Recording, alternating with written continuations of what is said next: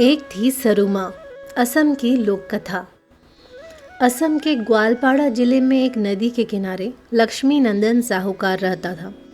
घर में पत्नी व बच्ची सरुमा के सिवा कोई न था, परंतु भाग्य पर किसका बस चला है। 3 दिन के बुखार में ही सरुमा की माँ के प्राण जाते रहे। लक्ष्मी नंदन ने सरुमा को बहुत समझाया, परंतु बच्ची दिन रात माँ के लिए रोती रही।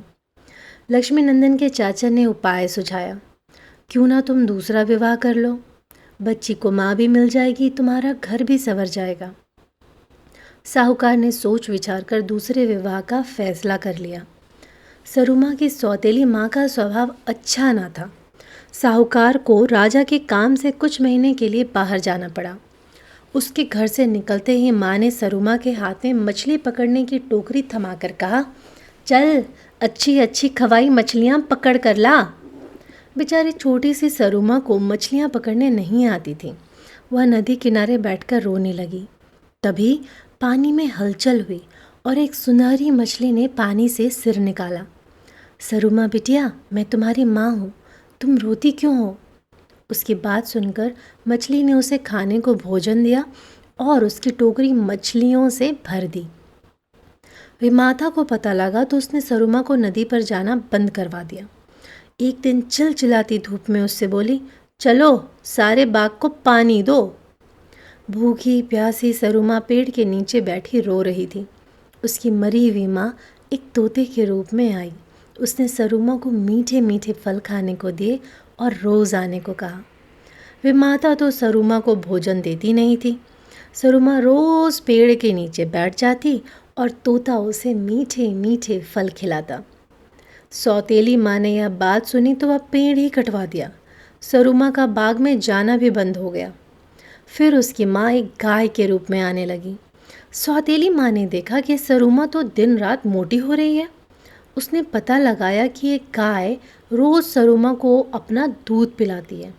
सौतेली माँ ने गाय को मारने की कोशिश की, परंतु गाय उससे ही सींग मारकर भाग गई। वह गुस्से से आग बबूला हो गई। सरुमा पर कड़ी नज़र रखी जाने लगी। कुछ दिन बाद उसने देखा कि सरुमा घर के पिछवाड़े खेती में से टमाटर तोड़कर खाती है। उसने वह पौधा बेरहमी से उखाड़ दिया। सरुमा को एक कमरे में बंद कर दिया। भोली भाली सरुमा को उसने पीने के लिए पानी तक ना दिया। सरुमा की माँ ने एक चूहे का रूप धारण किया। उस अंधेरे कमरे में वह सरुमा के सामने जा पहुंची। आंखों में आंसू भरकर बोली, सरुमा मत रो, मैं आई हूँ, तेरे लिए भुने कराई यानी अनाज का मिश्रण लाई हूँ। सरुमा ने जी भरकर कराई खाया और माँ द्वारा लाया गया पानी पिया।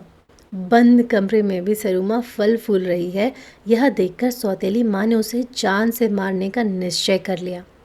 साहूकार के लौटने में 4 दिन की देर थी।